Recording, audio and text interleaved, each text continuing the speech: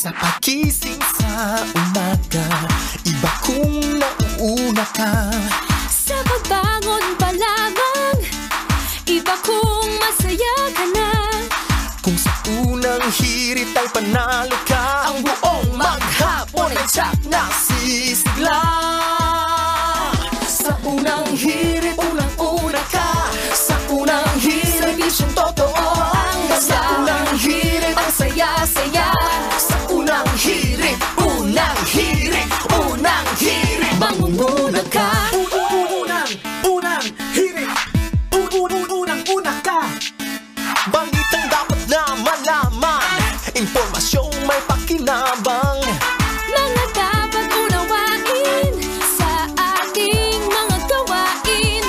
Mga dapat alagaan, ang iyong kalusugan, kapaligiran at kinabukasan. Wala ka nang hahanapin pa. Samahang totoo at kay saya, walang pagod na naglilingkod sa inyo. Sa unang hirit, unang-una ka. Sa unang hirit, serbisyong totoo ang nasa. Sa unang hirit, ang saya-saya. Sa unang hirit, unang hirit, unang hirit, mangunguna ka. Kaya narito na po ang mga balitang dapat niyo malaman sa ating Top Hirit.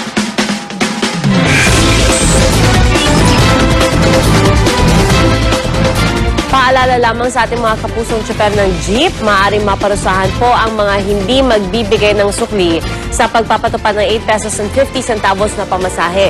Sa unang araw kasi ng implementasyon nito kahapon, maraming pasahero ang nagreklamo. Bukod daw sa walang fare guide o tarima, hindi na raw nasuklian ang mga nagbabayad ng 9 na piso. Paliwanag naman ng ilang driver, wala raw kasi silang barya. Paalala naman ng LTFRB, dapat magpaskil ang mga tsuper ng order mula mismo sa kanilang tanggapan. Okay, kahit simpleng abiso para patunay na 8.50 na nga ang sinilan ngayon sa pamasahe. Pag hindi po nagbigay ng sukli, parang overcharging yan. Nagsingil ka ng pasaheng sobra doon sa allowed. So, violation po yan. May sanction po yan.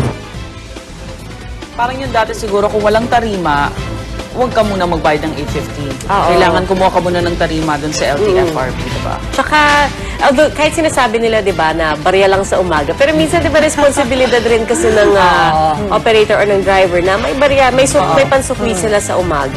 Marami naman mga tig-25, di ba? Check yung mga tenga ninyo, usually nandiyan nakatago. Pero yung sa tarima naman, if ever gawin nilang rule yun, dapat bilisan din nila yung pag-release. Kasi naabala din talaga yung mga jeepney drivers. Ang tagal nila pumipila doon para lang abutan sila ng tarima, hindi sila makapagsingil ng Exactly. Yung ilang oras na doon sila, kita sana yun. Samantala, nakabinbin naman sa LTFRB ang petisyon ng mga bus at taxi operators para sa taas pasahe dahil din sa patuloy na pagtaas ng presyo ng langis. Sa petisyon ng mga bus operator, karagdagang 4 na piso ang kanilang hiling na minimum na pasahe sa ordinary bus, habang 4.50 naman sa mga aircon bus. Ang Philippine National Taxi Operators Association o PNTOA